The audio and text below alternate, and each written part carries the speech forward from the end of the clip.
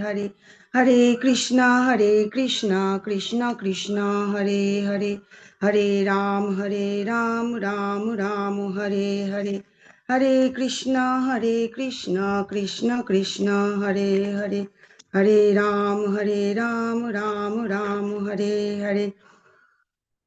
ISKCON Bangalore থেকে আপনাদের সকল ভক্তবৃন্দকে জানাই সাদর অভিনন্দন। 18 দিনের গীতা অধ্যয়নের আজ হচ্ছে 17 দিন। এই দিনে আমরা 17 অধ্যায়টি পড়ব।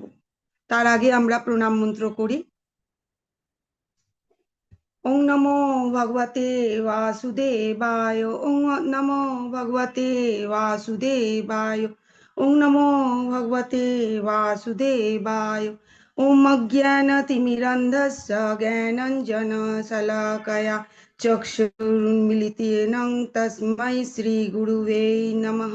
श्रीचैतन्यमनोभीष्टं स्थापितं येन भूतले स्वयं रूप कदा मह्यं ददाति स्वपदान्तिकं। वन्देऽहं श्रीगुरु श्री उत्पदकमलं श्रीगुरुं वैष्णवश्च श्रीरूपं साग्रजातं सहगण रघुनाथान्वितं तं सजीवं साद्वैतं सावधूतं स्वपरिजनसहितं कृष्ण चैतन्यदेवं श्रीराधा कृष्ण पादान सहगण ललिता श्रीविशाखान्वितांश्च। नमो विष्णुपादाय कृष्णपृष्ठाय भूतले श्रीमती भक्तिवेदांत स्वामिनिति नामिने। नमस्ते सरस्वती देवी गौरवाणी प्रचारिणी निर्विशेष शून्यवादी पाश्चात्य देशतारिणी। हे कृष्ण करुणा सिंधु दीनबंधु जगत्पते गोपेश गोपिका कांता राधा कांता नमस्तुते। तप्त कांचन गौरांगी राधे वृंदावनेश्वरी वृषभानुसुते देवी प्रणमामि हरिप्रिये। वंशकल्पतरुश्च कृपा सिन्धुवेव च पतितानां पावनेभ्यो वैष्णवेभ्यो नमो नमः। श्रीकृष्ण चैतन्य प्रभु नित्यानंद श्री अद्वैत गदाधर श्रीवासादि गौरभक्तवृंद। हरे कृष्ण कृष्ण कृष्ण हरे हरे हरे राम राम राम हरे हरे। अनंत कोटि वैष्णव वृंद की जय, श्रीला प्रभुपाद की जय, राधा गोविंद जी की जय। हरि हरि बोल। हरे कृष्णा सकल भक्त वृंद के आज আমরা সপ্তদশ অধ্যায় আরম্ভ করেছি। অধ্যায়টির নাম হলো শ্রদ্ধাত্রয় বিভাগ যোগ। ষোড়শ অধ্যায় আমরা দেখেছি কৃষ্ণ বলছেন যারা শাস্ত্রের বিধি অনুযায়ী কার্য করেন তারা হলেন দৈবিক প্রকৃতির, আর যারা শাস্ত্রের বিধি মানেন না বা তারা হলেন আসুরিক প্রকৃতি। এখন প্রশ্ন হলো, কিন্তু কেউ এমনও আছে যাদের কিছু শ্রদ্ধা আছে এবং সেই শ্রদ্ধা অনুযায়ী কিছু তারা অনুষ্ঠানও করে এবং তার হিসাবে কার্যও করে। অর্জুন এবার জিজ্ঞাসা করছেন, তাহলে এই প্রকৃতির মানুষ কারা এবং তারা আসুরিক না দৈবিক এবং তারা কোথায় অবস্থান করে? তাহলে আমরা প্রথম শ্লোকটি দেখি। ভগবান অর্জুন কি বলছেন? ये शास्त्रविधिमुक्त सृजयन्ते श्रद्धयान्ति ताः तेषां निष्ठा तु का कृष्ण सत्तमः रजस्तमः। অর্জুন জিজ্ঞাসা করলেন, হে কৃষ্ণ, যারা শাস্ত্রীয় বিধান পরিত্যাগ করে শ্রদ্ধা সহকারে দেব দেবীর পূজা করে তাদের সেই নিষ্ঠা কি সাত্ত্বিক, রাজসিক না তামসিক? এখানে প্রশ্ন হচ্ছে, কেউ যদি শ্রদ্ধা সহকারে শাস্ত্র বহির্ভূত কোনো নীতির অনুসরণ করেন তার কি অবস্থা হয়? যারা শ্রদ্ধা সহকারে দেবদেবীর ও মানুষের পূজা করে তারা কি তাদের প্রচেষ্টার মাধ্যমে সাফল্যমণ্ডিত হতে পারে? অর্জুনের মনের এই সব সংশয় শ্রীকৃষ্ণ এখন দূর করবেন। এখন প্রশ্ন হলো, যারা একজন মানুষকে বাছাই করে এবং তার প্রতি তাদের বিশ্বাস স্থাপন করে, এরকম ঈশ্বরের সৃষ্টি করে, তারা কি ভালো, আবেগ বা অজ্ঞতার উপাসনা করছে?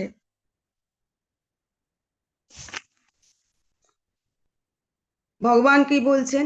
শ্রী ভগবানু বাচা ত্রিবিধা ভবতি শ্রদ্ধা দেহিনাং সা স্বভাবজা সাত্ত্বিকি রাজসি চৈব তামসি চেতি তং শৃণু।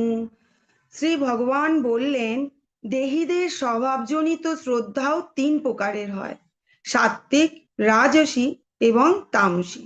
এখন সেই সম্বন্ধে শ্রবণ করো। জীব সত্তা এই জড় প্রকৃতির সাথে সংশ্লিষ্ট হয়ে আছে। সেই জন্য জড় গুণের সঙ্গে তার আসঙ্গ অনুসারে বিভিন্ন ধরনের মানসিকতা তারা লাভ করে থাকে। দেখুন, আমরা বহু জন্ম ধরে আমরা জন্মগ্রহণ করেছি, বহুবার জন্মেছি, বহু জন্ম ভিন্ন ভিন্ন মানুষের সাথে আমাদের সম্পর্ক হয়েছে এবং ভিন্ন ভিন্ন সংস্কার আমরা অর্জন করেছি। কিন্তু জীব যদি কোনো সদ্গুরুর সঙ্গ লাভ করে এবং তার নির্দেশ মতো অনুশীলন করে ও শাস্ত্রাদি মেনে চলে, তাহলে তার স্বভাব পরিবর্তন হতে পারে। নইলে এই স্বভাব, এত জন্ম ধরে আমাদের যে স্বভাব তৈরি হয়েছে, যে সংস্কার তৈরি হয়েছে, এইটা কিন্তু একদিনে মেটানো সম্ভব নয়, পরিবর্তন করা সম্ভব নয়। মানুষ ধীরে ধীরে যখন সদ্গুরুর অনুসরণে আসে, তখন সে ধীরে ধীরে তম থেকে রজ তথা রজ থেকে সততে উন্নতি করে। যজন্তে সাত্ত্বিকা দেবান যক্ষরক্ষানি শ্রীরাজসঃ প্রেতান ভূতগণং চন্নে যজন্তে তমসা জনাঃ। সাত্ত্বিক ব্যক্তিরা দেবতাদের পূজা করেন, রাজসিক ব্যক্তিরা যজ্ঞ ও রাক্ষসদের পূজা করেন, তামসিক ব্যক্তিরা ভূত ও প্রেতাত্মাদের পূজা করে। ছবিটি দেখুন ভালো করে। প্রভুপাদজি বলছেন, ওনার অল্প বয়সের অভিজ্ঞতায় দ্বিতীয় বিশ্বযুদ্ধের সময় কলকাতায় কোনো এক ব্যক্তি, সে হিটলারের পূজা শুরু করে দিয়েছিল। কেন? কারণ দ্বিতীয় বিশ্বযুদ্ধের কল্যাণে সে কালোবাজারি করে অনেক অর্থ উপার্জন করতে পেরেছিল। তেমনি যারা রজ তম গুণে আচ্ছন্ন, তারা সাধারণত কোনো এরকম শক্তিশালী মানুষকেই ভগবান বলে নির্ধারিত করে, কারণ তাদের মাধ্যমে তারা ভৌতিক লাভ অর্জন করছে। তারা মনে করে এই ব্যক্তিকে ভগবান বলে পূজা করলে এই রকম ফল তারাও পাবে। যিনি এই তিনটি গুণ, সত রজ তম, এই গুণের উপরে তিনি কৃষ্ণের উপাসনা করেন, তিনি অন্য গুণের প্রভাবে আসেন না। সেই গুণকে বলে শুদ্ধ শতগুণ। যেমন আমাদের প্রভুপাদজি শুদ্ধ শতগুণে অবস্থান করতেন। তিন গুণের উপরে যারা থাকে তারাই শুধু কৃষ্ণের উপাসক হন। এই শুদ্ধ শতগুণ প্রভুপাদ, তাই জন্যই তো তিনি অন্য গুণের অধিকারী মানুষদেরকেও কিন্তু কৃষ্ণের বাণী প্রচার করে সবাইকে শুদ্ধ শতগুণে হওয়ার প্রেরণা দিয়েছেন। আমাদের প্রভুপাদজির শরণাগত হতে হবে। দেখুন, এখানে বলেছে কি না, কৃষ্ণের যারা ভক্ত, যারা কৃষ্ণের উপাসক, তাদের কোথায় গমন হয়? বৈকুণ্ঠ, অর্থাৎ কৃষ্ণলোকে। যারা দেবতা দেবদেবীর পূজা করেন, তাদের কোথায় গমন হয়? স্বর্গলোকে। আর যারা ভূতেদের পূজা করে, তাদের কোথায় গমন হয়? নরকলোকে। আর যারা ভূত আত্মাদের পূজা করে, তাদের কোথায় গমন হয়? ভূতুরে গ্রহতে। তো আমরা যে বলি যাই কিছু করো সেখানেই যেতে হবে, মানে একই জায়গায় যেতে হবে, কতখানি ভুল ধারণা ওই চার্টের মাধ্যমে আমরা বুঝতে পারছি। দেখুন ভগবান কি বলেছেন, যে সমস্ত আহার আয়ু, সত্য, বল, আরোগ্য, সুখ ও প্রীতি বর্ধনকারী এবং রসযুক্ত, স্নিগ্ধ, স্থায়ী ও মনোরম, সেইগুলি সাত্ত্বিক লোকেদের প্রিয়। ভগবান বলে দিচ্ছেন কোন খাদ্য আমাদের খাওয়া উচিত, কোন খাদ্য আমাদের গ্রহণ করা উচিত। যে সমস্ত আহার আয়ু, অস্তিত্ব, বল, আরোগ্য ও সুখ প্রদান করে সেগুলোই কিন্তু সাত্ত্বিক মানুষের খাওয়া উচিত, এবং সেইগুলোই আমাদের গ্রহণ করা উচিত। এই হলো কৃষ্ণের প্রসাদ। তুলসী পাতা আছে এবং তুলসী পাতা দিয়ে ভগবানকে ভোগ দেওয়া অর্পণ করা হয়েছে, এবং সেই ভোগের প্রসাদ যদি আমরা পাই সেটা হবে কৃষ্ণ প্রসাদ। ভগবানকে অর্পণ করার সময় অবশ্যই ধ্যান দিতে হবে যে তুলসী পাতা যেন তাতে থাকে। তুলসী পাতা না থাকলে ভগবান গ্রহণ করেন না, কারণ তুলসী মহারানী হচ্ছে ভক্তি দেবী, আর তুলসী দেবীকেই সন্তুষ্ট করলে তিনি আমাদের ভক্তি দান করেন। তুলসী দেবী হচ্ছে ভক্তি দেবী, ভগবানের প্রিয় ভক্ত। ভগবান কি বলছেন, যে ভগবান বলছেন দেখুন, আমরা যে খাবার গ্রহণ করি তার তিনটি উপাদানে বিভক্ত হয়। একটি হচ্ছে স্থূলতম উপাদান, যেটি হচ্ছে মল, যেটি বর্জন হয়, এবং মধ্যম উপাদান যেটি হচ্ছে মাংসে শোষিত হয়, অর্থাৎ আমাদের দেহের পুষ্টি লাভ করে বাইরের দেহে। এবার যে বাইরের আবরণ আমাদের সেইটির পুষ্টি লাভ করে। আমাদের সূক্ষ্মতম উপাদান যেটি হচ্ছে মনের মধ্যে শোষিত চেতনা, অর্থাৎ যে খাদ্য আমরা গ্রহণ করছি সেই খাদ্যর আমাদের চেতনার উপরেও প্রভাব পড়ছে, প্রভাব পড়ে এবং চেতনা শুদ্ধ হয়। সেই জন্য আমাদের কি করা উচিত, কৃষ্ণের জন্য ভোগ প্রস্তুত করা উচিত, এবং সেই খাদ্য আমাদের সেই তখন সেটি খাদ্য নয়, তখন সেটি প্রসাদে পরিণত হয়, সেটা তখন আমাদের গ্রহণ করা উচিত। যেমন ভাবে খাদ্য অভ্যেস করবেন তেমন ভাবেই রোগ কিন্তু আহ্বান হবে। যদি ভালো খাদ্য গ্রহণ করা হয়, সাত্বিক খাবার গ্রহণ করা হয়, তাহলে আমরা রোগমুক্ত থাকবো। কিন্তু এই ধরনের খাবার যেমন এখন ফাস্ট ফুড খুব প্রচলন আছে, তো এরকম পিৎজা বার্গার জাতীয় যে সমস্ত খাবার খেলে আমাদের শরীরের ওজন বাড়ে, আমাদের সেই সমস্ত খাবারগুলো খাওয়া উচিত নয়। এই খাদ্য গ্রহণ করলে আমাদের মনের মধ্যেও সেই খাবারের প্রভাব পড়ে। কৃষ্ণের জন্য ভোগ প্রস্তুত করা উচিত। কি করে, কেমন করে ভোগ প্রস্তুত করা উচিত, ভালো চেতনা দিয়ে রান্না করতে হবে, যেমন সর্বক্ষণ হরে কৃষ্ণ মহামন্ত্র উচ্চারণ করে সেই ভোগ রান্না করা উচিত। সেই প্রেম প্রেম ও ভক্তি সহকারে কৃষ্ণকে নিবেদন করতে হবে। যখন কৃষ্ণকে নিবেদন করতে হবে, গুরুমন্ত্র কৃষ্ণ মন্ত্র পড়ে প্রেম সহকারে তাকে নিবেদন করতে হবে। তারপর শ্রেষ্ঠ খাদ্য সেইটি হয় যখন পরমেশ্বর ভগবানকে নিবেদন করা হয়। কৃষ্ণ বলেছেন কি না, পত্রং পুষ্পং ফলং তোয়ম, মানে পত্রং হচ্ছে আপনি বেলপাতা, পুষ্পং হচ্ছে বেলপাতা তুলসী পাতা এরকম, এবং পুষ্পং ফুল, ভালো ফুল আপনি দেবেন, ফল ভালো ফল দেবেন, এবং তোয়াম আপনি জল দেবেন। তো এইটি হচ্ছে ভগবান গ্রহণ করেন। এটি যদি আমরা ভালো মন নিয়ে ভগবানের শুদ্ধ চেতনা নিয়ে ভগবানকে অর্পণ করি, ভগবান সেইটাই আমাদের গ্রহণ, সেই জিনিস ভোগই আমাদের গ্রহণ করেন। ভগবান হচ্ছেন কি, ভগবান হচ্ছে ভাবগ্রাহী। তো আমরা যেভাবে ভগবানকে দান করব, ভগবান ঠিক সেভাবে গ্রহণ করবেন। কৃষ্ণ প্রসাদ বহু পূর্বে কিন্তু তৈরি হলেও তা গ্রহণ করা যায়।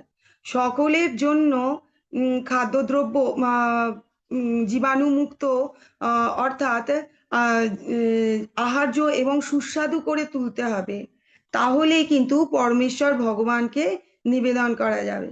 এবং কৃষ্ণ প্রসাদ গ্রহণের ফলে পরিবারের কি হবে, পরিবারের সকল সদস্য যদি কৃষ্ণ প্রসাদ গ্রহণ করেন, তাহলে কি হবে, পরিবারের সবাই ধীরে ধীরে কৃষ্ণ ভাবনাময় হয়ে উঠবে এবং পুরো পরিবার উন্নতি লাভ করবে। আমরা তো সবসময় পরিবারের উন্নতি চাই, কিন্তু যদি কৃষ্ণ প্রসাদ আমরা পরিবারকে দিতে পারি, তাহলে কিন্তু পরিবারের উন্নতি হবে, পরিবারের মানুষ সুখ শান্তি অর্জন করবেন, আসল আনন্দের উপলব্ধি তখন অনুভব হবে।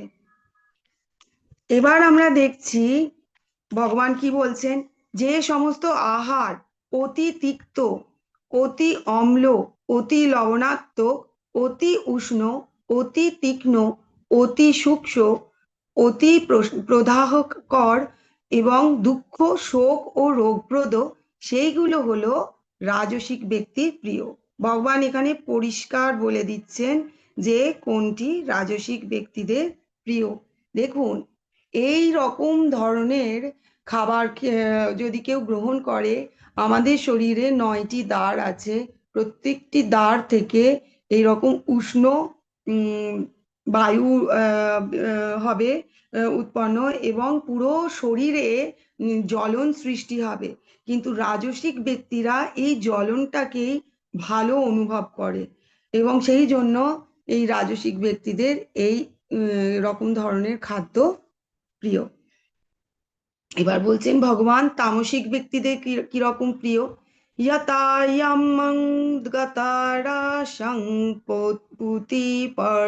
পর্যসিতং চ যৎ উচ্ছিষ্টমপি চ মেধ্যং ভোজনং তামস প্রিয়ম।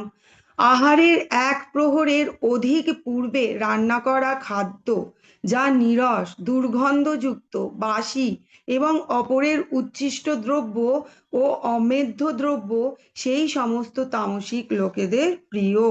ভগবান পরিষ্কার বলে দিচ্ছেন আমাদের কি কি খাদ্য গ্রহণ করা উচিত, কি কি খাদ্য গ্রহণ করা উচিত নয়। তামসিক ব্যক্তিদের প্রিয় খাদ্য কি, মদ, মাংস, যে সমস্ত খাদ্য আহারে কম করে 3 ঘন্টা আগে রান্না হয়েছে, সেইগুলো কিন্তু ভগবানের সেইগুলো কিন্তু ভগবানকে অর্পণও করা যায় না এবং সেগুলি হচ্ছে তামসিক আহার। আর সেইটি কেন কি, সেখান থেকে পচনের শুরু হয়, সেই জন্য ভগবত প্রসাদ ব্যতীত সমস্ত খাবার কিন্তু 3 ঘন্টা পূর্বে তৈরি, সেইটি হচ্ছে কিন্তু অনুচিত খাওয়া। তামসিক ব্যক্তিদের এই ধরনের খাবার খেতে ইচ্ছে করে তাদের। সাত্ত্বিক ভাবনাপন্ন মানুষরা যে এই ধরনের খাবার, তারা তামসিক ধরনের খাবার তারা কিন্তু সহ্য করতে পারে না। দেখুন, এই সমস্ত খাবারের মাধ্যমেই কিন্তু আমরা বুঝে যাব আমরা কোন ক্যাটাগরি, মানে আমরা তখন বুঝে যাব আমাদের কোন কোন খাবার খেতে বেশি ভালো লাগে। তখন এই খাবারগুলো পড়লে আমরা বুঝে যাব যে আমাদের সাত্ত্বিক ধরনের খাবারই কিন্তু খাওয়া উচিত। সাত্ত্বিক ভাবনাপন্ন তবেই আমরা সাত্ত্বিক ভাবনাপন্ন মানুষ হতে পারবো। সাত্ত্বিক ভাবনাপন্ন মানুষ কারোর উচ্ছিষ্ট গ্রহণও করেন না, তারা উচ্ছিষ্ট গ্রহণ করতে তাদের ইচ্ছাও করেন না, কারণ এই উচ্ছিষ্ট গ্রহণের মাধ্যমে তারা কিন্তু পরমেশ্বরের, যদি কেউ দৃঢ় সংকল্প হয় যে আমি কৃষ্ণ ভাবনাময় হব, তাহলে কিন্তু উচ্ছিষ্ট গ্রহণ করা উচিত নয়। কিন্তু পরমেশ্বর ভগবানকে নিবেদিত প্রসাদ বা সাধু মহাত্মদের প্রসাদ, বিশেষ করে গুরুদেবের যে উচ্ছিষ্ট প্রসাদ, তা কিন্তু অবশ্যই গ্রহণ করা যেতে পারে। সরি, আধ্যাত্মিক জগতে 3টি বলের ওপর কিন্তু জোর দেওয়া হয়। সেইটি কি কি, সেইটি হলো মহাবল, ভক্ত পদধূলি, ভক্ত পদজল, ভক্ত উচ্ছিষ্ট। এই 3টি কিন্তু মহাবল। এই 3টি যদি কেউ কৃপা পায় 3টি গ্রহণ করার, তাহলে তার খুব শীঘ্রই ভক্তিপথে অগ্রসর হতে পারবে সে। যেমন উদাহরণ আমরা হিসেবে দিতে পারি, নারদ মুনি ভগবত ভক্ত সাধু সন্তের উচ্ছিষ্ট প্রসাদ পেয়েছিলেন বলে তিনি ভক্তিপথে দ্রুত অগ্রসর হয়ে পরম ভগবত ভক্ত হয়ে গেলেন। তাই জন্য আজ তিনি নারদ মুনি। দেখুন, সাত্ত্বিক ভাবনাপন্ন মানুষদের, তারা ভারসাম্য বজায় রাখে, তারা শান্তি এবং নির্মলতা তাদের হয়। কারণ কি, যে খাবার তারা গ্রহণ করছে সেই খাবারের মধ্যেই সেই সমস্ত গুণগুলো আছে। যারা প্রকৃতির মানুষ, রাজসিক মানুষ, তারা যেহেতু আহ আমরা বিবরণ দেখলাম যে ধরনের খাবার তারা গ্রহণ করছে, তার থেকে কি উত্তেজনার সৃষ্টি হয়, শক্তি আসে কিন্তু উত্তেজনা এবং কোনো আবেগের সৃষ্টি হয়। অর্থাৎ অতিরিক্ত আমরা দেখি যে অতিরিক্ত তারা ইমোশন হয়ে যাচ্ছে। হ্যাঁ, কোনো একটা কিছু পেলো তো খুব আনন্দ, যখন পেলো না তারা তখন দুঃখ প্রকাশ করে। তো খাবার কতখানি ইম্পর্টেন্ট আমাদের জীবনে, এইটি তার প্রমাণ। এবার যে যারা রাজসিক ব্যক্তি, তারা ওই ধরনেরই খাবার গ্রহণ করছে, এবং সেই ধরনের খাদ্য গ্রহণ করার জন্য তারা উদাসীন, নিস্তেজ হয়ে যাচ্ছে। তাদের শরীরের ক্ষমতা, পরিশ্রম করার ক্ষমতাও কিন্তু তাদের থাকছে না। অফলাকাঙ্ক্ষী বীর্যঙ্গো বিদিদিষ্টো যুজ্যতে যষ্টব্যমেব বেতি মনঃ সমাধ্যায় স সাত্ত্বিকঃ। ফলের আকাঙ্ক্ষা না করে, ফলের আকাঙ্ক্ষা রহিত ব্যক্তিগণ কর্তৃক শাস্ত্রের বিধি অনুসারে অনুষ্ঠান করা কর্তব্য, এইভাবেই মনকে একাগ্র করে যজ্ঞ অনুষ্ঠিত হয়। তা হলো সাত্ত্বিক যোগ। এইবার ভগবান বলছেন যজ্ঞের কথা। 3 প্রকারের যজ্ঞ আছে। যেটি কলিযুগের যজ্ঞ কি? কলিযুগের যজ্ঞ হচ্ছে হরে কৃষ্ণের মহামন্ত্র। এইটি হচ্ছে কলিযুগের যজ্ঞ। মন্ত্র উচ্চারণ করতে হবে, তাতে ধ্যান দিতে হবে, মুখে বলতে হবে এবং সেইটিতেই ধ্যান দিয়ে শুনতে হবে, তবেই সেইটি হচ্ছে প্রকৃত যজ্ঞ কলিযুগে। কলিযুগের নির্ধারিত ধর্ম হচ্ছে সংকীর্তন যজ্ঞ। চৈতন্য মহাপ্রভু আমাদেরকে সংকীর্তন যজ্ঞ শিখিয়েছেন। বলছেন ভগবান, হে ভারতশ্রেষ্ঠ, কিন্তু ফল কামনা করে দম্ভ প্রকাশের জন্য যে যজ্ঞ অনুষ্ঠিত হয় তাকে রাজসিক বলে জানবেন। এই ছবিতে দেখুন, সুন্দরভাবে বর্ণনা করা হয়েছে যে ফল কামনার আশা করে, দম্ভ করে যদি কেউ যজ্ঞ করে, সে যে আমি কত বড় যজ্ঞ, কত বড় অনুষ্ঠান করতে পারি, হ্যাঁ, তো সেই যজ্ঞ কিন্তু তার ফল হয় না, এবং সেটাকে রাজসিক যজ্ঞ বলে। আর শাস্ত্রবিধি বর্জন করে প্রসাদান্ন বিতরণহীন, মন্ত্রহীন, দক্ষিণাবিহীন ও শ্রদ্ধারহিত যজ্ঞকে তামসিক যজ্ঞ বলা হয়। তো যজ্ঞ করা হলো এবং তারপরে প্রসাদও দেওয়া হলো না, এবং ঠিক মতন দক্ষিণাও দেওয়া হলো না, তাহলে সেই যে শ্রদ্ধা রহিত যে যজ্ঞ, সেইটি কিন্তু হলো তামসিক যজ্ঞ। দেখুন, এখানে খুব সুন্দর আহ উদাহরণ দেওয়া হয়েছে ভস্মাসুরের। তো ভস্মাসুর যে সে হচ্ছে এক খুবই কঠোর হৃদয় এক অসুর ছিল। সে সেও কিন্তু যজ্ঞ করেছিল। শাস্ত্রের উল্লেখ আছে অনেক এরকম অসুরের কথা। তারা ভৌতিক সুখ প্রদানে, ভৌতিক সুখের জন্য তারা কিন্তু দেব দেবীকে আরাধনা করত। তো সেও যজ্ঞ করেছিলেন কি ভৌতিক সুখের জন্য। ভগবান শিবের শরণাপন্ন হয়েছিলেন, খুবই কঠিন যজ্ঞ করেছিলেন। ভগবান শিব তার যজ্ঞ দেখে প্রসন্ন হন এবং তাকে বর দেন। তো সেই বরে তিনি চেয়েছিলেন যে আমি যার মাথায় হাত দেব সে যেন ভস্ম হয়ে যায়। তো সেইটি পরীক্ষা করবার জন্য তখন উনি ভগবান শিবের মাথায় হাত দিয়ে সেইটি পরীক্ষা করতে গিয়ে উদ্যত হলেন। এবং ভগবান শিব কি করলেন তখন, বিষ্ণুর কাছে বিষ্ণুর শরণাপন্ন হলেন। তখন বিষ্ণু কি বললেন, বিষ্ণু এই অসুরটিকে মোহগ্রস্ত করলেন তার কথার, তার বাণীর মাধ্যমে, এবং খুব সুন্দরভাবে তিনি তাকে বললেন সেই হাত যেন সে তার মাথায় হাত দিয়েই দেখতে পারে, যে পরীক্ষা করে দেখতে পারে কতটা সত্যি শিবের এই আশীর্বাদটা। তখন তিনি তো বিষ্ণুর কথায় মোহগ্রস্ত হয়েই গিয়েছিলেন। তখন তিনি নিজের মাথায় দেওয়াতেই সঙ্গে সঙ্গে ভস্ম হয়ে গেলেন। তো এমনও বর আম, আমাদের কামনা করা ভৌতিক কামনা পার্থিব সুখ কামনা করা উচিত নয়, যেগুলো হচ্ছে ক্ষণস্থায়ী। ভগবানের কাছে, ভগবান কৃষ্ণের কাছে কৃষ্ণের চরণ সেবাই আমাদের চাওয়া উচিত। দেখুন, বিএমডাব্লিউর ফুল ফর্ম দেওয়া আছে, বডি মাইন্ড ওয়ার্ড। তো তপস্যা কি ধরনের? তপস্যা হচ্ছে কায়িক, বাচিক এবং মানসিক।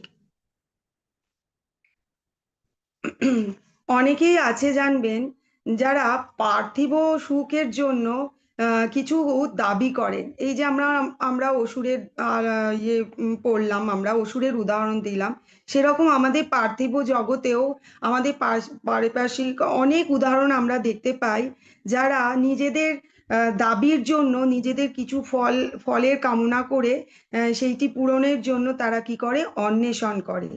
তাদের এই দাবি মিটে যাওয়ার সঙ্গে সঙ্গে তারা অন্বেষণ ভঙ্গ করেন। এই ধরনের তপস্যা কিন্তু শাস্ত্রে অনুমোদিত নয়। এতে ভগবান মোটেও সন্তুষ্ট হন না। এই তপস্যা কিন্তু কোনো ফলের আশা করে করা হয়, এবং এই ধরনের তপস্যাকেই কিন্তু রাজসিক বা তামসিক তপস্যা বলা হয়। देवदीज गुरुप्रज्ञा पुनः शौचमार्जवम् ब्रह्मचर्यम् अहिंसा च शरीरं तप उच्यते। পরমেশ্বর ভগবান বললেন, ব্রাহ্মণ, গুরু ও প্রজ্ঞাগণের পূজা এবং শৌচ, সরলতা, ব্রহ্মচর্য ও অহিংস, এইগুলিকে বলে কায়িক তপস্যা। দেখুন, এখানে সুন্দরভাবে ছবিটি দেওয়া আছে, আমাদেরকে গুরুকে প্রণাম কেমন করে করতে হবে। প্রভুজিদের ষষ্ঠাঙ্গে প্রণাম করা উচিত, এবং যে মাতাজি, তাদেরকে পঞ্চাঙ্গ প্রণাম করা উচিত। এই ছবিতে সুন্দরভাবে বর্ণনা করা হয়েছে, ছবিটিতে চিত্র দেওয়া হয়েছে কিভাবে ষষ্ঠাঙ্গে প্রণাম করা উচিত। আম, আর আর পঞ্চাঙ্গ প্রণাম কাকে বলে, এই ছবির চিত্রেতে পরিষ্কার বোঝা যাচ্ছে। অনুদ্বেগকর, সত্য, প্রিয় অথচ হিতকর বাক্য এবং বৈদিক শাস্ত্র পাঠ করাতে বাচিক তপস্যা বলে। তো আমাদের এই যে জীব, জীব হচ্ছে ইন্দ্রিয়, যেটি হচ্ছে খুবই বিপজ্জনক। একে যদি আমরা বলে, সবাই কথাতেই আছে, একবার যখন কথা বলো সেটা ভেবেচিন্তে বলো, কারণ একবার কথা বলার পর সেটি কিন্তু ফেরত নেওয়া যায় না। তো বাচিক তপস্যা আমাদের কিন্তু ভেবে চিন্তে কথা বলতে হবে। কিন্তু এই বাচিক তপস্যা, যেহেতু আমরা ভৌতিক জগতে আছি, বাচিক আমাদের আম, ওই যেটা বলছি আমরা, সেটা কি করে আমাদের শুদ্ধ হতে পারে? একমাত্র কারণ শাস্ত্র অধ্যয়নের ফলে। আমরা যদি শাস্ত্র অধ্যয়ন করি, আমরা যদি ভগবানের নাম কীর্তন করি, আমাদের খুব সুন্দরভাবে আমাদের এই বাচিক তপস্যাও হবে, এবং ধীরে ধীরে আমাদের যে বচন, আমরা সেটা সবার কাছে প্রিয় হয়ে উঠবো আমাদের বচনের মাধ্যমে। যেমন বচন যদি কারুর বেগ হয়, মতলব মানে বাচা বেগম ক্রোধা মানসা বেগম, মানে বচনকে যদি আমরা কন্ট্রোল করি, আমরা যদি বচনকে কন্ট্রোল করি, তাহলে আমাদের কি রাগকেও আমরা কন্ট্রোল করতে পারবো। দেখুন, এখানে কিছু ইমোজির ছবি দেওয়া আছে। হাসি হলে আমাদের কিরকম দেখতে লাগে, আমরা যদি ভয় পাই আমাদের কিরকম দেখতে লাগে, আমরা যদি দুঃখী হই আমাদের কিরম দেখতে লাগে, এবং খুব গরম হলে আমাদের কিরম দেখতে লাগে। কেন এরকম দেওয়া আছে? কারণ কি, আমাদের মনের মধ্যে যা চলছে সেইটি কিন্তু আমাদের চেহারার মধ্যে প্রকাশ পায়। তো আমাদের মন একরকম, মুখ একরকম, কিন্তু যারা মনের কথা জানতে পারে, যারা যাদের এই অভ্যেস আছে, যারা চেহারা পড়তে পারে, তারা কিন্তু পরিষ্কার বুঝতে পারে যে অপর পক্ষের যে মনের ভেতর কি চলছে। সেইটি কিন্তু যারা চেহারা পড়তে পারে তারা সেইটি ভালোভাবে বুঝতে পারে। আমরা চেহারার মধ্যে দিয়ে সেই আমাদের ভেতরে কি চলছে সেইটি প্রকাশ করা যায়।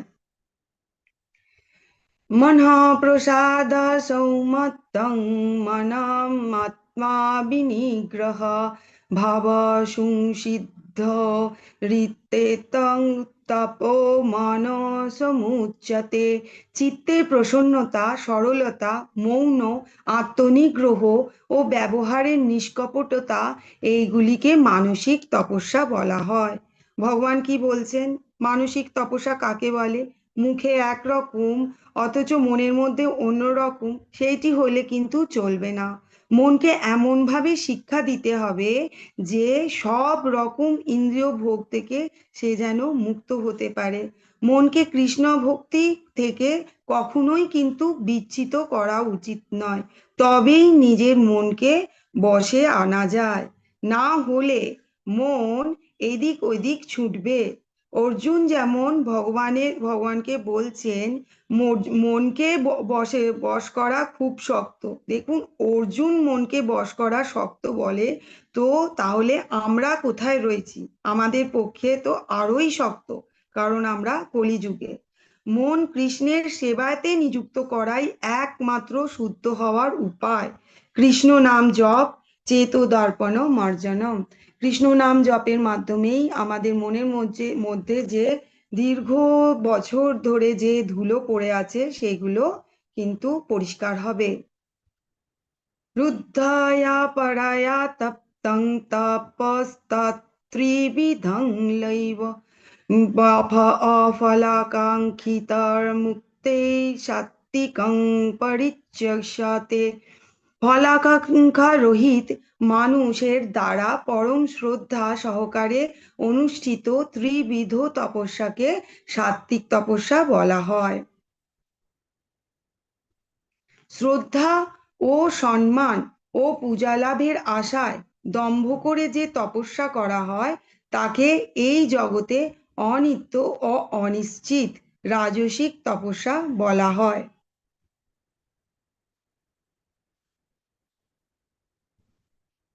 মূঢ়চিত আগ্রহের দ্বারা নিজেকে পীড়া দিয়ে অথবা অপরের বিনাশের জন্য যে তপস্যা করা হয় তাকে তামসিক তপস্যা বলে।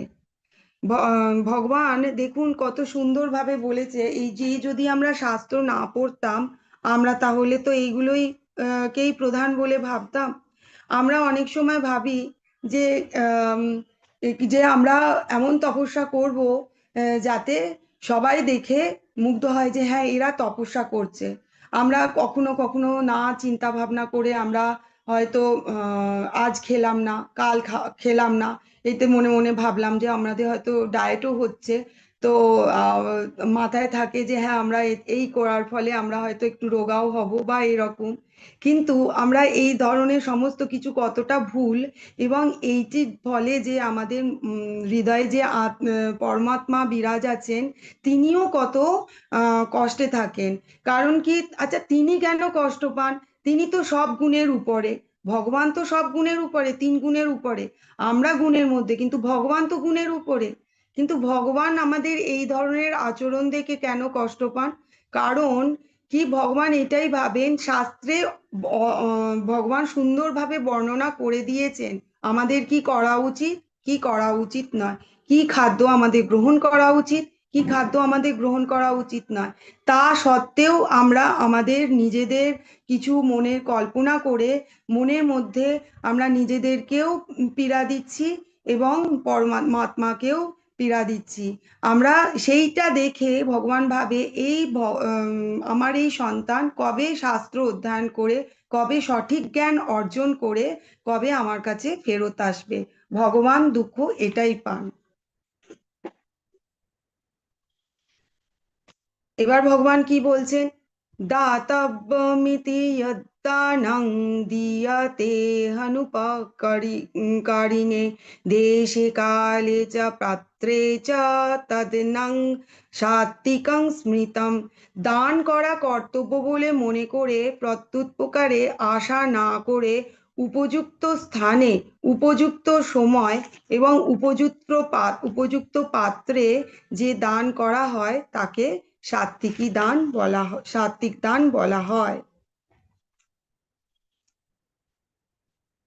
দেখুন, ভক্তরা কি দান করছে সবাইকে? ভগবদ গীতা, ঠিক আছে, শ্রীমদ্ ভাগবতমের মতন শাস্ত্র। তো বুক ডিস্ট্রিবিউশনের ওপর প্রভুপাদজি খুব জোর দিয়েছেন। কেন? কি এই বুক ডিস্ট্রিবিউশনের মাধ্যমে ভগবানের কথা ঘরে ঘরে পৌঁছানো যায়। তো যদি আমরা বুক ডিস্ট্রিবিউশন করি, প্রভুপাদজি খুব খুশি হবেন, কারণ যতটা পর্যন্ত আমরা ধরুন কারুর ঘরে একটি ভগবদ গীতা রইলো বা শ্রীমদ্ ভাগবতম রইলো, ঠিক আছে, আমি একটা উদাহরণ দিচ্ছি সামান্য, দেখুন আপনারা আমার কথাটাকে ভালোভাবে শুনুন। যেটি হচ্ছে, কারুর ঘরে শ্রীমদ্ ভাগবতম রইলো, এবার সে নিয়ে রেখেছে কিন্তু সে পড়ছে না, কিন্তু কোনো জেনারেশনে তার সন্তান বা তারও সন্তান কেউ একজন সেই শ্রীমদ্ ভাগবতম আছে দেখে সে পড়তে শুরু করলো। এবার পড়তে পড়তে বা ভগবদ গীতা পড়তে শুরু করলো। এবার সেটি পড়তে পড়তে তার মনের মধ্যে আগ্রহ জন্মালো এবং ভগবানকে জানার আগ্রহ তার আরো বাড়লো। তখন এইভাবে সে কি হলো, ভক্ততে পরিণত হলো। সে যে এই বইটি নিয়ে রেখেছিলেন সে হয়তো পড়লেন না, কিন্তু তার পরের জেনারেশন, পরে বা তার পরের কেউ একজন পড়লেন এবং সে হয়ে গেল পরম ভক্ত ভগবানের। তো এইভাবে ভগবানের ভক্ত ঘরে ঘরে হওয়া যায়। সেই জন্য বুক ডিস্ট্রিবিউশনের ওপর প্রভুপাদজি খুব জোর দিতেন। ভগবান যেটা এখানে রয়েছে কি, প্রকৃত দাতব্য কি, খাদ্য, বস্ত্র না টাকা? প্রকৃত দাতব্য কিন্তু এগুলো নয়, কারণ এগুলোর মাধ্যমে সাময়িক আমরা কাউকে সাহায্য করছি।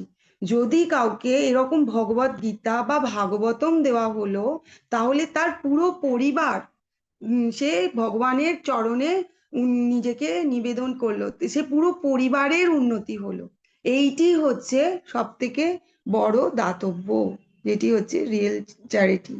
দেখুন, আমাদের যে আমরা আমি কালকেও বলেছি, গৃহস্থ জীবনেই কিন্তু আমরা অর্থ উপার্জন করার আছে। তো এই উপার্জন করে তার খানিকটা অংশ যদি আমরা মন্দিরে, ভগবান যেখানে বৈষ্ণবরা ভগবানের সেবা করছেন সেখানে যদি আমরা দান করি, সেই দানের মাধ্যমে তারা কি করেন মন্দিরে, তারা অনেক ভক্তদেরকে অন্ন দান করেন। তো সেইটি হচ্ছে, তাহলে আমাদের যে অর্থ উপার্জন হলো সেইটিও কি হলো, ভগবানের উদ্দেশ্যে ব্যবহার হলো। এবার সেইটি, যে অর্থটি উপার্জন হলো সেইটিও কি হলো, শুদ্ধ হয়ে গেল, ভগবানের আশীর্বাদ কিন্তু আমরা গ্রহণ করলাম। এইভাবে আমরা ভগবানের নিয়ত আশীর্বাদ গ্রহণ করতে পারি। ভগবান কি বলছে, যে দান প্রত্যুপকারে আহ আশা করে এবং অথবা ফল লাভের উদ্দেশ্যে করা হয় এবং অনুতাপ সহকারে করা হচ্ছে, সেই দানকে রাজসিক দান বলে গণ্য করা হয়। দেখুন, এই ছবিটিতে একটি গরিব দুঃখীকে একজন ব্যক্তি সে কি করছে, অন্ন দান করছে, ঠিক আছে, এবং সেই দানের পেছনে নিজের কতটা অহংকার আছে, যে সে সেলফি তুলছে, কারণ কি, সে সবাইকে দেখাবে, পোস্ট করবে। তো এই ধরনের দানকে কিন্তু তামসিক বলা হচ্ছে বা রাজসিক বলা হচ্ছে। অশুচি স্থানে, অশুচি সময়, অযোগ্য পাত্রে, অনাদারে এবং অবজ্ঞা সহকারে যে দান করা হয় তাকে তামসিক দান বলা হয়। দান করার ইচ্ছে নেই তবুও দান করা হচ্ছে, তাকে কিন্তু সেই দানও কিন্তু রাজসিক এবং তামসিক বলা হচ্ছে। এবার যে দান আমি করছি, সেই দানের মাধ্যমে, যে দানটি আমি ধরুন কোনো অর্থ কাউকে দান করছি, সেই অর্থটা সেই ব্যক্তি কিভাবে কাজে লাগাবে, প্রয়োগ করবে, সেইটি তো আমার জানা নেই। সেই জন্য সেই দান হচ্ছে শুদ্ধ নয়। আমরা দান করছি কিন্তু সেই ব্যক্তি সেইটি গ্রহণ করে সে মদ্যপানও করতে পারে, মাংসা ভোজনও করতে পারে, বা অন্য কিছু জুয়া খেলতে পারে। তো সেইটা করার ফলে সে যে পাপ করছে সেই পাপের ভাগীদার কিন্তু আমরাও হয়ে যাচ্ছি। ওই জন্য ভগবান সুন্দরভাবে বলেছেন ওই পদ্ধতিতে দান করা উচিত নয়। সত্যিকারের দাতব্য কোনটা? ভগবানকে দান করুন, মন্দিরে দান করুন। তাহলে সেই তার সেই আপনার যে দান সেইটিও ভালো হবে, শুদ্ধ হবে, এবং আপনার আপনার মনও ভালো থাকবে, পরিবারের উন্নতি হবে, কারণ আপনি ভগবানের জন্য করছেন। ভগবান বলছেন কি? ওং তৎসৎ। এই 3 প্রকার ব্রহ্ম নির্দেশক নাম শাস্ত্রে কথিত আছে। পূর্বকালে সেই নাম দ্বারা ব্রহ্মগণ বেদ সমূহ ও যজ্ঞ সমূহ বিহিত হয়েছে। ওং তৎসৎ এই 3টি শব্দ নির্দিষ্টভাবে পরম তত্ত্ব পরমেশ্বর ভগবানকে কিন্তু সূচিত করা হয়। বৈদিক শাস্ত্রে পরমেশ্বর ভগবানের দিব্য নাম উচ্চারণ করা হয় তার সঙ্গে ওং শব্দটি যুক্ত করে। দান, তপস্যা ক্রিয়াসমূহের ওং শব্দ উচ্চারিত হয়। মুক্তিকামীরা ফলের আকাঙ্ক্ষা না করে তৎশব্দ উচ্চারণ পূর্বক নানাবিধ যজ্ঞ, তপস্যা, দান আদি কর্মে অনুষ্ঠান করেন।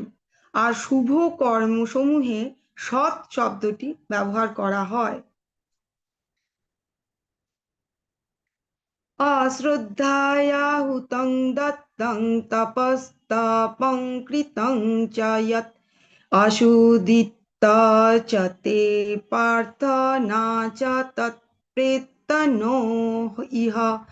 হে পার্থ, অশ্রদ্ধা সহকারে হোম, দান বা তপস্যা যা কিছু অনুষ্ঠিত হচ্ছে তাকে বলা হয় অসৎ। এই সমস্ত ক্রিয়া ইহলোক এবং পরলোকে ফলদায়ক হয় না। এখন দেখবেন, এখন আমরা খুব এগুলো দেখাও যায় যখন বিবাহ অনুষ্ঠান হচ্ছে বা কোনো রকম অনুষ্ঠান হচ্ছে, সেখানে সেই অনুষ্ঠানের দিকে কিন্তু বেশি ধ্যান দেওয়া হয় না। এটা খুবই দুঃখের বিষয়। তখন ফটো আমরা কিভাবে তুলবো, সেই ফটো আমাদের কিভাবে আমাদের সুন্দর হবে, সেই দিকে বেশি ধ্যানটা দেওয়া হয়। বিবাহ অনুষ্ঠান খুব একটা পবিত্র অনুষ্ঠান, সেই অনুষ্ঠানের দিকে না ধ্যান দিয়ে আমাদের কিভাবে হচ্ছে আমাদের অ্যালবামটি যাতে খুব সুন্দর হয়, আমাদের যাতে পরে আমরা এই ফটোগুলো দেখে খুব আনন্দ পাই, সেই দিকে ধ্যানটা থাকে। তো এইটি কিন্তু শাস্ত্র অনুমিত তো নয়, কারণ সেইটির মধ্যে কিন্তু কোনো শ্রদ্ধা নেই। এই যে অনুষ্ঠানটি হচ্ছে, এই অনুষ্ঠানটির মধ্যে কিন্তু কোনো শ্রদ্ধা হচ্ছে না, শ্রদ্ধা সহকারে এই অনুষ্ঠানটি করা হচ্ছে না। এতে কিন্তু বিবাহ যখন পরবর্তী জীবনে এই বিবাহের মধ্যে এটি প্রভাব পড়ে। তো সেইটি অবশ্যই আমাদেরকে ধ্যান ধারণা করতে হবে যে আমাদেরকে কিভাবে শ্রদ্ধা সহকারে কোনো একটা কিছু অনুষ্ঠান করতে হয়, যেগুলো পবিত্র অনুষ্ঠান, যেমন বিবাহ অনুষ্ঠান, অন্নপ্রাশন অনুষ্ঠান, এই সমস্ত কিছু অনুষ্ঠান বড় পবিত্র অনুষ্ঠান। তো এই অনুষ্ঠানগুলো আমরা কিন্তু খুব ধ্যান দিয়ে, খুব যত্ন সহকারে আমাদের করা উচিত।